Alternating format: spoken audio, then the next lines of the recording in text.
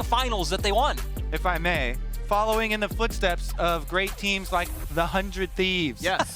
Being able to attack a bottom lane, kill Viper, take out the biggest point of power there for EDG, because Flandre alone up on top side with Xiaohu, if you actually just have that matchup 1v1 without needing to spend so many resources, Xiaohu probably can also still just earn his own advantages there. Killed him game one. Yeah, if you change your focus to bottom side and you're able to make something happen down there. And I want to point out, from what I've seen so far in this series, support counter pick has essentially won every single time. Every time one team has the better support matchup, that is the team that has controlled bot lane and then controlled the game. I need to see Ming pick after Mako in this game. And it seems like right now, EDG, we're trying to push them to ban out the Yuumi would be my guess. You take away the Nautilus, say, hey, if you don't go with this, we're just going to pick the Yuumi ourselves. We don't think you really play Enchanter supports. What will you do? Rise. It's still the Rise first pick. TF's gone, Galio's gone, crying. Is it Annie, or are you going to take the Malzahar play? They're trying to get a 2-for-1 here too with leaving the Yuumi up. They don't think it's going to be picked up by RNG on the backswing, so securing the mid lane priority champion here, the roamer left up for Scout, takes it away from Cryan, and we've seen on red side RNG have had a problem trying to deal with mid lane champion pool for him. The Annie, while you did have some burst plays, was not it. No, and it also goes back to earlier I was highlighting that Cryan, historically, he does play Azir, he does play Orianna. There are other scaling champions in the book. They just don't fit the playstyle that we've seen RNG hover so greatly to. But at the same time, you are 2-1 down. This is do or die. The playstyle hasn't worked, even if you have gotten Xiaohu ahead in every game. So I think it's definitely time to change. Kobe, exactly what you said, they're going to go towards that Yuumi. And it seems like EDG are just going to get everything they want in this draft. Yeah, the gambit pays off here from EDG. They throw it down. You're not willing to early pick the Yuumi, so we'll let it pass over.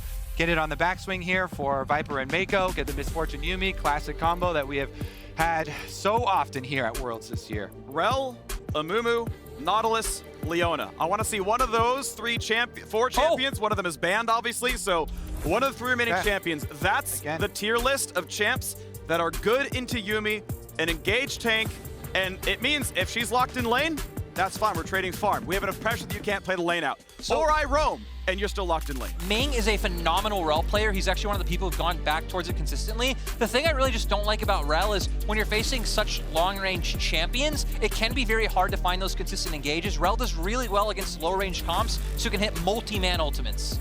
Also, it's a bit slower than some of the other engage options where you really want to get in there insanely quick and punish the Yuumi. That's why the Rakan is getting banned out here. Lightning quick possible engages there. Yep. The Annie has been picked up once again though for Cryan, and you know it still is theoretically a really useful pick.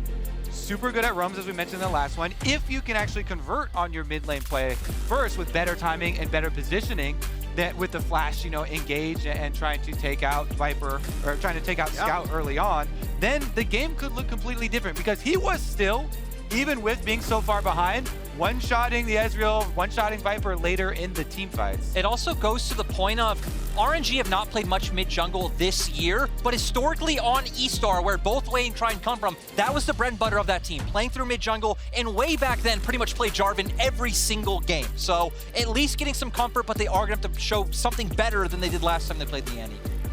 All right, Lulu, you can split the lane, but Yuumi is a scaling support, and you're not going to bully this one too much. I think it's not a bad pick. You're going to have some control over lane, and if that's all you care about, He gets it again, guys. He gets it again. Yeah, they're targeting jungle bans, right? They're saying, well, we care more about Jeja having a jungle pick that can walk over the matchup, so you know what? Screw it. Let's split top lane. We're going to have at least parity in bot lane. We'll have an advantage in the jungle matchup.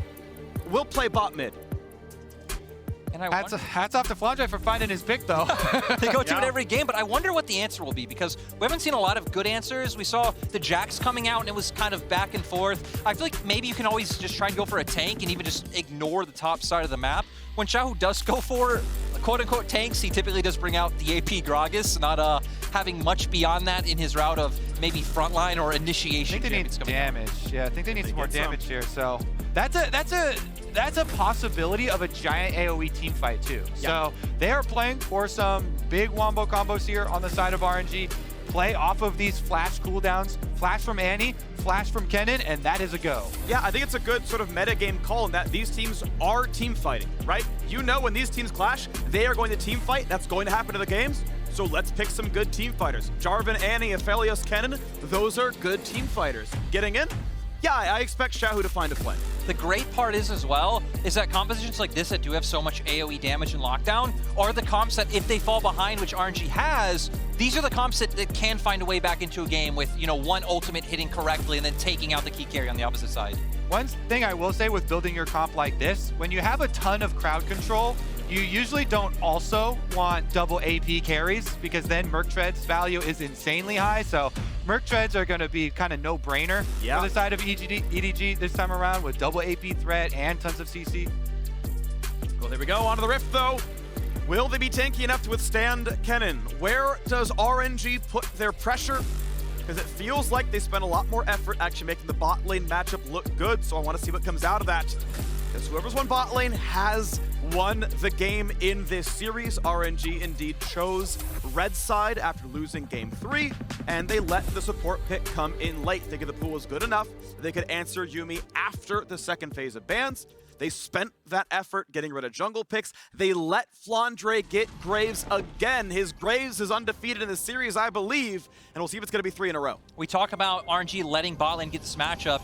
Actually brings me back to an interview that Gala did when he halfway through the spring split for RNG, where it's like, I was so excited to join RNG, a team that always puts all of their resources into one player. It was Uzi, and then I join and it's Xiaohu. What is this, man? What's going on? And it feels like, again, maybe for RNG, it's just send that down towards the bottom half of the map. Even last game, Gala did the most damage on RNG. I always felt for Gala too because he put in so much time when Uzi was like, you know, I'm just going to take a split off. I'll pop back in whenever I feel like it. Gala's like, okay, you know what? I'll fill in. You can come back whenever you want. That type of stuff. Put his time in. Let's see. This time around, though, Wei is on Jarvan, and that one does not want to be that slow. Oh, wow. Flash follow? Nah, he's reloading. It is amazing how as many things change, they stay the same. Here's RNG at Worlds, and it's about the bottom lane in their quarterfinal best of 5. This has been the matchup of the match. Huge invade, though, is going to actually follow up with a late red. Ward is down for the side of RNG as they exit, so they do have full vision, calling over support as well. With wards, they may push EDG back. Flandre still going to stand up in the front side here. Wei is, of course, on his way out of the base. Had to take the pretty late recall being shoved out, and obviously flash disadvantage. Flandre is sitting on a ward. Not going to have too much happen. He can't stay forever or he will drop CS. Cryan is going to miss mid lane melees, though, for this, I believe. It also just goes back to what we were even talking about last game, Kobe, is that when things like this happen, there are other people losing out on the map. EDG commit to a topside invade, they get a flash, they really don't lose anything. Sure, they lose a bit of time, but we can see Gala being zoned out in the bottom lane, Cryan missing waves mid, and just overall massively successful play for the side of EDG everywhere. Right, early fighting, Lethal Tempo is on. Gala does not chase in for any more damage as Guardian was popped. Once again, our featured matchup set by Mercedes-Benz is this bot lane fight, and I just need to see Gala and Ming actually get it done. This is what's happened in this series. They have been slaughtered down to the 2-on-2. And it starts off very beneficial. As you alluded to, bottom lane gets a slight advantage, also mid lane. And Annie as a champion here, now we're seeing again, the strengths are in those roaming burst timings. She does struggle due to the range disadvantage in controlling early minion waves, in laning early on, and the struggle is always with the early health pool. You see he's invested in boots level 1 for his Predator because he wants to play out of lane, and now going to lane late, not having that extra experience, guaranteeing that you're shoved under tower early, guaranteeing that Scout is going to be throwing Qs at you while you're trying to CS under your turret and harassing you down. You only have so much sustain. He's already worked through his entire refillable potion, only 1 biscuit left. And it also just goes to not even bot lane. You look at the minimap, all 3 of EDG's lanes have prio, makes it very easy for JJ to play the game. Potentially could even just double scuttle here with where Wei is on the map. Wei gonna consistently have to look to play to the opposite side, pull out some of these unexpected ganks, but not even having the flash, so a lot of that power being taken away as well. And look, they're even going to check it. EDG are just so ready for what RNG can do. Oh, he guesses where he's going to be, finds a knockup, finds some slows. It is going to force Scout to flash as Cryan's on the way with Predator. That means they should get this Crab. Smite is up. Shouldn't be a problem. Yep, Cryan going to expend a decent amount for that, though. His first Predator, the early one, utilized to ensure that Wei doesn't get double crabbed. Like the opportunity, though, you know the positionings of everybody since you just saw Xin bottom side. Can't get up there already, so take the positioning advantage, early trade onto the Rise, get the Rise flash down. It means kill pressure. Everybody in the whole game is pinging that Rise flash because Annie plus Jarvan, if you flash with Annie and guarantee that stun, that's an EQ guaranteed. That is a dead Rise. As long as you're in position. We saw last game, you know, the early flash and jungler wasn't quite there. But as long as jungler is in position, that should be punishable. Oh, I don't think he saw him. I think that was just a guess that, hey, maybe you recall here. Root on a Viper, though, cleanses down. Ignite is on afterwards. One more audible kill, and he gets it. First blood. Thank you, Lulu E. TP to follow. You got to match this one. Gala is going to drop, and this is going to be a 2v3. Xiaohu's going to get knocked into the air. Scout's here as well. Is it going to be enough? Will they find that kill? They find a stun. The Ming is rooted in place, and EDG 2-1's the scoreline of the series end this game. RNG finally find what they need in the bot lane. They get the good matchup, but sadly, EDG just with a really nice answer. Jeja's on the bottom side of the map, so it doesn't matter that Xiaohu TP's in. Wei just isn't there.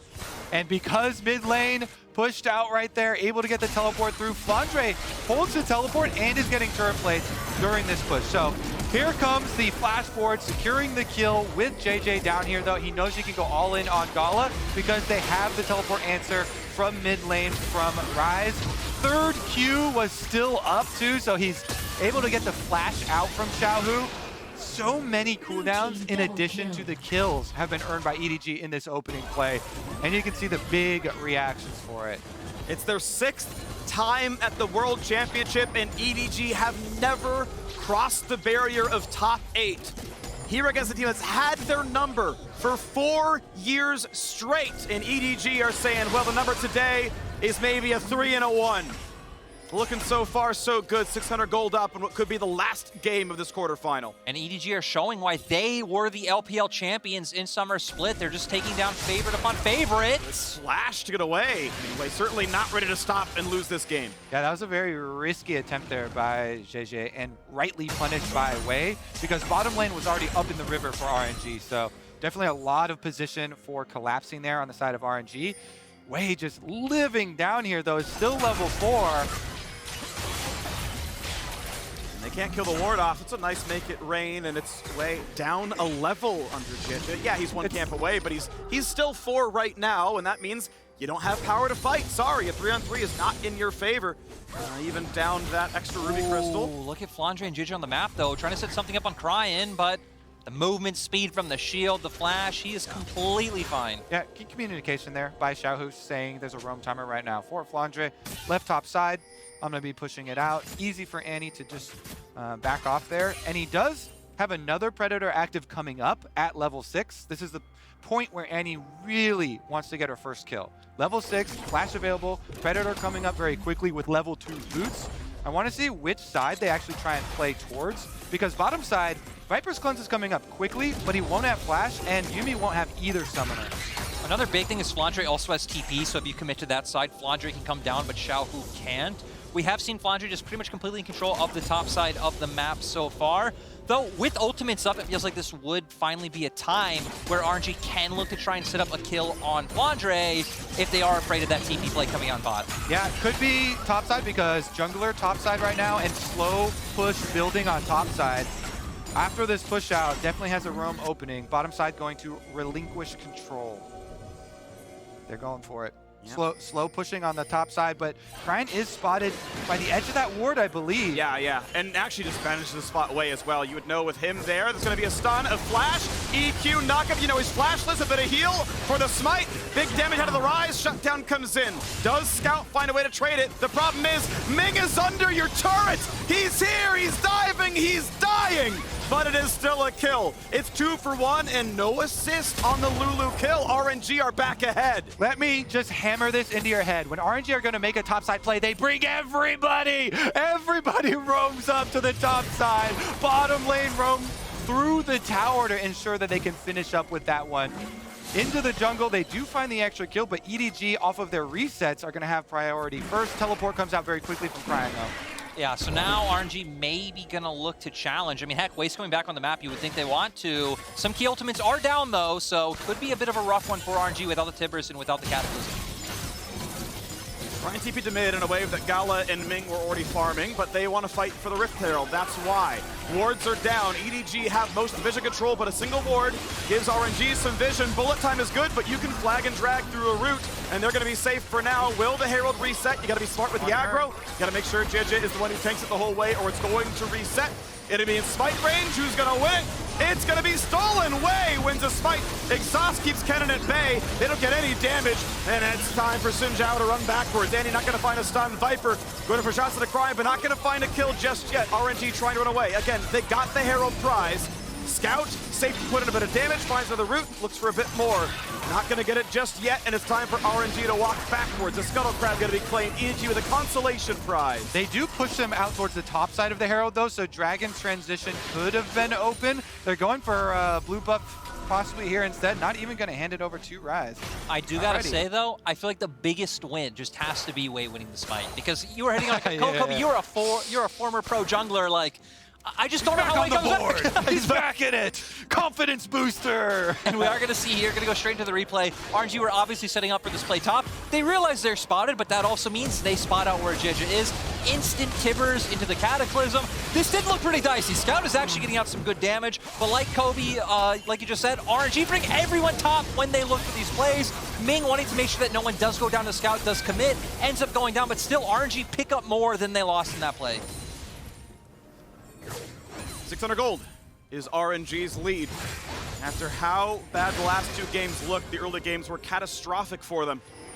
Feeling a bit better. We know their team fighting is outstanding. We know they can fight from a deficit. Fighting from a win, from a lead, is how they won game one. See if they can make that one happen. Bot lane, equal in CS. Lulu able to at least equalize what Yuumi puts in the laning phase, and it means they are not bleeding out down there. The question is going to be the Yuumi scaling. Gala not quite rooted in place. Out of the turret they go. Neither team has taken turret plates. There is no accelerated Viper in this game. We'll wait for what the team fights give us, as the Herald still waited to be summoned, held by Ming. He'll get the gold from plates when it's summoned. No dragon taken just yet. I'm still hung up too. It was an interesting call from EDG and JJ to take his own second blue. It's quite rare when Rise does benefit from having the blue to be able to continually push in Annie to get first roam. But it has allowed Xin to catch up a bit here, as you know the early lead was jumped out to you there by Wei in CS discrepancy, farming just a little bit quicker. So he was able to full cleared from blue all the way down to red as well, come right back out off this purchase by his core drinker, so they can actually match mythics and not be behind on completion for the dragon fight, plus double buffs. Also seeing RNG doing a nice job of controlling bot side. One of the benefits of having something like Lulu as compared to the Yuumi, right? Yuumi can't just walk by herself through jungle, through river. You gotta wait, link up with your jungler first. And RNG gonna look to start this dragon. Both top laners do have TP and both have ultimates. Cryan has flash, Cryan has ultimate. He's ready to use them. See if that red Predator icon pops up. They'll be willing to go for it. Looks like no play right now. Herald's into the bot lane. Actually it's EDG zoned off. Flandre getting some good damage into Xiaohu. Ult's gonna knock him down to 200 health. And now it's a 5v4, there's a TP play to be had. So, Wei gonna spot JJ. He's in a 1v3. Easy flag and drag away, and that's gonna be 3 plates taken down to the bottom side. Ulti popped.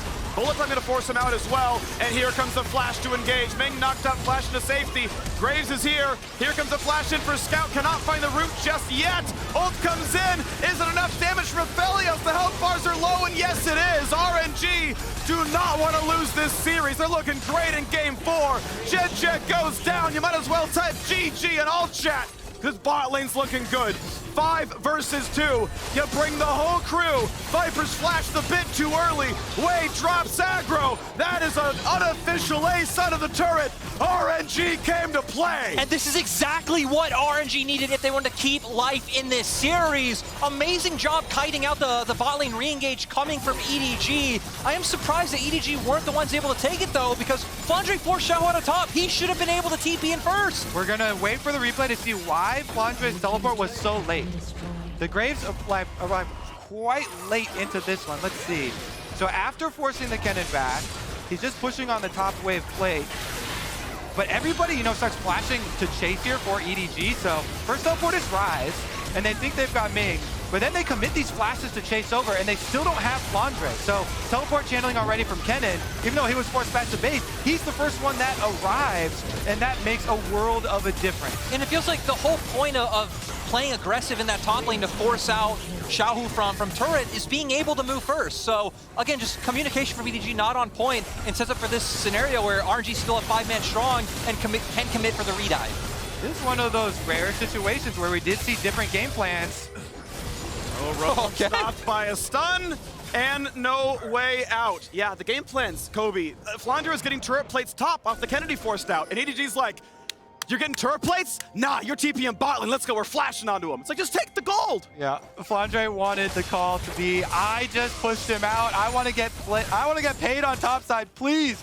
Let me play for myself, but the team was already flashing forward for the chases, and you could see the coaching staff for RNG just popping off in that one. Actually so excited for the comeback here, because if they can take this early lead, and it looks like they will be able to snowball, they've got the utility to do it. Annie, again, Predator available, Flash available, you know, has ultimate ready. They should be able to snowball very effectively here with the giant AoEs that they do have. Looking like they can push this to game number 5. Looking like they can keep on with the tradition of beating EDG. I feel like it's so nice to see as well, you mentioning coaching. Oh, they stop him! Flandre's dead. That's going to be a man stun. That's a man with only a little bit of MR. He's got a shield bow. He's got a flash. He's been red buff slowed, though, and Wei's going to renew that one. Q's going to land for a bit of damage. There's the flash. Wei waiting for his cooldowns. Just takes the dunk, guarantees it. Flandre burned a 5-minute cooldown just to get ulted. Yep, Flandre goes down. EDG at least are making the cross-map play, so they're going to get Herald. They might get topped as well. Looks like RNG might be able to have enough pressure to take mid-turret if Wei and Xiaohu started roaming, but looks like Xiaohu instead will go for the recall, but RNG getting another objective. Yeah, I mean, after that play, it honestly looks like they just completely tilted off that miscommunication.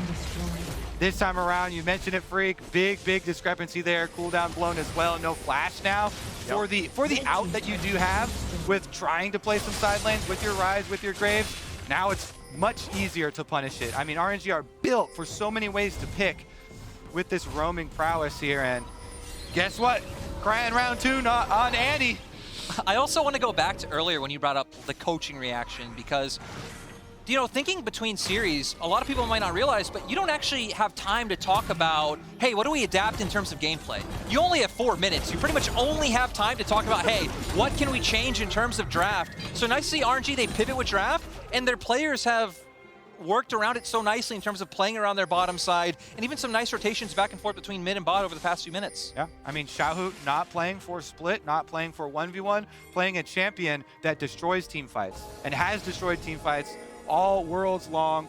He was there first, even after getting pushed out of top lane. Communication doesn't have to do with the champions, obviously, but they are running with it. And that Graves, turns out, RNG may be okay leaving it up. They got a pick in bot lane that gave them the ability to actually play for the lane.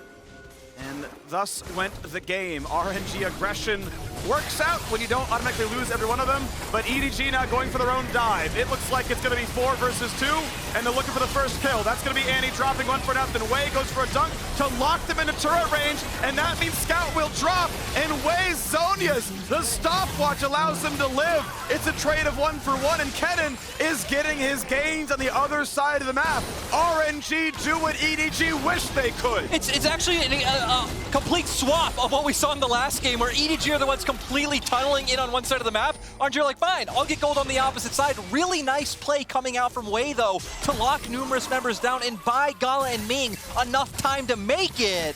Again, the script is completely swapped, guys. The best of the LPL is definitely delivering. Spring champions versus summer champions going head-to-head and looking to push it to 5. EDG, how well do you recollect from this one? Because, I mean, Wei played this so beautifully in a functional 1v4 after Brian died. Yeah.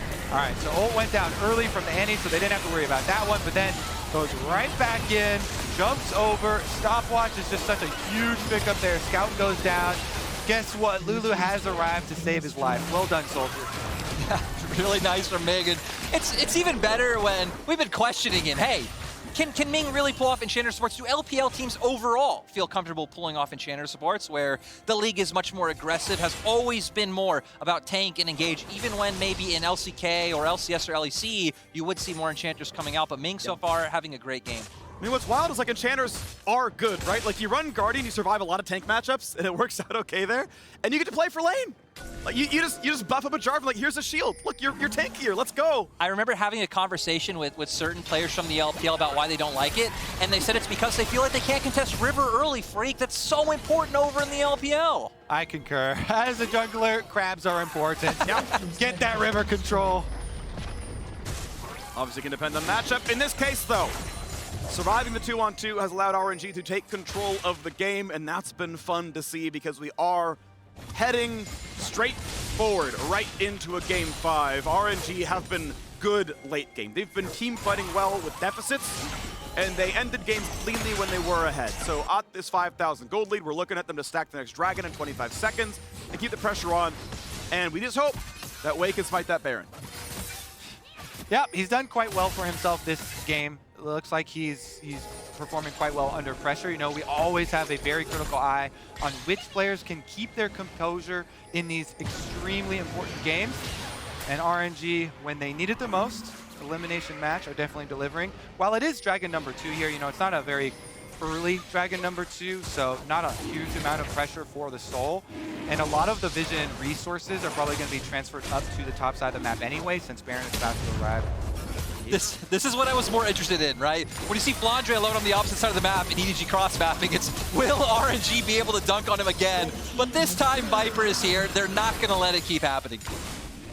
I like this. So, second dragon picked up. Even if you beeline the dragons, we're looking at a 31-minute Soul. I expect a lot of this game to be decided before that 31-minute mark. Half these games have been won before that point in time. So certainly not going to be a huge factor, as you pointed out here, Kobe. We do have a quick stopwatch for Xiaohu, but I'm expecting the full AP build. That has been the one taken over at Worlds, and I think just suits the champions so much better. If you're landing the ult, they're all stunned anyway. Why bother going gold? They're all dead. I feel like thinking about this, right, because we're talking about Xiaohu and the team fighting from RNG, think about how EDG can find a way back into the game would be, in my mind, finding picks on side lanes. JJ and Scout comboing, maybe trying to find kills onto Cryan. But EDG have never really been that kind of team that looked for those sorts of plays. We can see that this series as well, that in terms of comboing their side laner with their mid combination, they're not very good at the ebb and flow of push and pull. So I'm curious to see if EDG will be able to find side lane picks, or if they're just going to wait and hope they can find a big team fight with the Yumin with the bullet time. Yeah, plus very big difficulty in trying to pull that off is that you have to make those picks explosive. You have to complete them very quickly, and that is difficult when you've got the Lulu roaming around, shielding people, buying time for people, wild growth comes through, plus the double teleports being ready right now for RNG to answer. It is in, finds a bit of damage, no knockup though, and Wei's able to walk away, no problem, use a couple actives. Not gonna matter too much, quick root out of Gala. Thank you, Gravitum, and okay, EDG are allowed their wolves. I mean, I understand it, right? There's a camp up. RNG must contest. Yeah, I mean, the biggest advantage that RNG have right now is to try and draw EDG to the Baron, Stunned, but the ulti's down in time. Bullet time gonna zone away. EDG will survive the play, and now they are the ones finding the cross map. Quick TP coming in. Great flash from Scout, keeps him alive as Xiaohu wants in. Cryan wants in, does not get a stun just yet. They're walked away. Jidget does have to walk backwards as well, but health bar still low, and poor Scout left alone, isolated on the right-hand side. There's the dunk in for Wei, and Flandre needs to auto, finally gets his dash backwards. Damage coming across, but he's going to live. Cryan just always has Xiaohu's back. Say what you will about some individual plays, say what you will about his laning, but this man always has his teammates back, teleports in for the counter. Yeah, and it goes back to something that we've been hitting on a lot, right, is like communication between team and planning out these plays, that RNG are always ready. No matter if their draft has kind of been hampered by champion pool issues and the early game hasn't gone so well in certain games. In terms of like communicating and reacting on the map, they've definitely been very good at that throughout the series. And for RNG, it feels like they're just going to be able to continue to bring this home. We are going to see what EDG we're looking for. Realm Warp does come out. Makes sense trying to find this pick in bot side while the overcommit did come out in mid lane. But Xiaohu instantly flashes in, goes for the ultimate, finds the stun. And like you said, Cryin is a true homie. TP's in instantly. And with the other members of RNG cutting through mid, it separates Scout and allows for them to just focus him down and find this kill.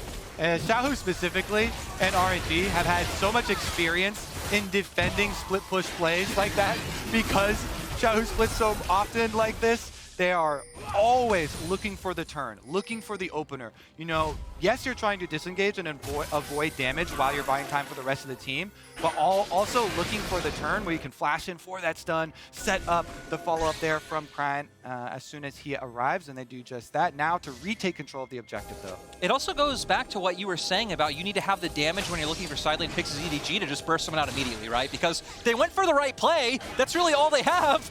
But Kobe hit the nail on the head. They just don't have the damage to take him down. So for EDG, it feels rough in terms of win cons. And can I just add one more on top of that? He didn't even have to burn his stopwatch. He didn't even get close. You thought you were close? He still has the stopwatch. And now we look at the next play. Dragon up in 1 minute. Baron alive and has been for 4. And it is RNG who own the top river. It's darkness on the EDG side as their life slowly slips away in this game. Gold lead 6,500. It has grown steadily over time. RNG again on pace for a 31-minute Mountain Soul. Might just close the game with that. We'll see how much more they want to do. Bottom Scuttle coming up soon around the same time as the Dragon. Xiaohu just taken away from the bottom lane. His TP is up. He can be the side laner. No one playing for top right now. Scout and Flandre both have TP, but they are sitting in mid lane fighting for minion waves that, well, for now they have rights to. They managed to equalize it for now. Let me see that LPO brawl, baby. We're about to get it in a big way. Xiaohu does not have flash, but Cryin does. Predator coming up soon. They might just be waiting for this. Walks into Flandre, finds the knockup. Annie over the top, and Mako! Mako was caught in transition, I believe stunned, as he was jumping over to a new target. And that's going to be JJ falling down as well. Phillips get the kill credit. And you might as well turn for Baron. The jungler's dead. Wei can't miss this smite. I just love, as soon as Wei gets sight of him there, you immediately see Cryin pathing over to the back of the Dragon Pit. He's like, you know what? We're going to get this right over the back of the wall. Beautiful execution, beautiful pick, and the reward is Baron. You wanted blood for the blood god, and that feels like the motto of the LPL teams. EDG at least will have a response. They are going to go down and try to trade for Dragon, but they got to be careful. I think they should be fine. That's in stun range in a second. Cryin runs out of move speed, and maybe they decide not to risk it at the end of the day. He's alone. It's a 1v2. I understand. Tibbers is not quite a full champion, but it is a Baron claim to the top side. And look at that, yeah. Cryin heads straight for the back of the wall on Dragon, has his sweeper active too to make sure he's unseen, so the play is going to get pulled off. Just a beautiful pick right there, and that is what we talk about when you say pull it off quickly. They quickly clean them all up and quickly head over to the Baron. Really nice to see for RNG. And no matter how this one keeps going, guys, right? Looks like we're going to get 5 games, which is always awesome, especially RNG, EDG. We've nailed down the history so much so far. RNG bouncing back after being down 1-2. And I mean, now it's easy for them. Play out through 2 lanes. They can force the engage very easily. Balls in EDG's court to try and force on one side. Scout doesn't have a Realm Warp though, but does have TP available if they want to try and find something. But RNG just have so much survivability between the champions they've drafted. Gold lead growing. 11,000 now the lead. RNG with this Red Bull Baron power play, 2,700 gold up. Mid lane tier 2 is fallen. Inhibitor turret's going to be the siege. And Xiaohu, able to play in the side lane, keeps hitting the farm. He is 2 levels above Flandre. Yeah, plus he's got a death cannon here. The Dream 3-item power spike right here. That is going to melt. As long as he gets to the fight, actually, the rest of the team's not even going to wait for him. Wow, that is Annie just hitting 2 spells, and Jid is at half health, flashes in, bullet time, good flash away from Ming. Wei is tanky, Gore Drinker, Lulu, we're gonna lose the GA, but Viper is down. Flandre might be next. Xiaohu finally burns the stopwatch, and all the teammates are down. It is just Flandre left alone, and we are going to game 5. Dragon Soul is not needed. RNG find themselves a victory here. They gotta wait for a wave. The cannons are gonna put in the shots, but there is absolutely absolutely no way Graves holds this game. RNG versus EDG, we're going the distance, we're going to game 5, and we gotta figure out who's gonna make the semifinals. Amazing recovery coming out from RNG. Just all around, whether it's play, whether it's draft, the fact that they had the confidence, the trust to put Cryan back on the ante when he struggled so heavily the last time around, he played well this time. He was syncing up with his team so well, and overall, just I love the adaptation coming out from RNG. We've hit home 10-1 over the past few years, 3-0 this year, but once again, we're getting a 5-game series just like in spring play.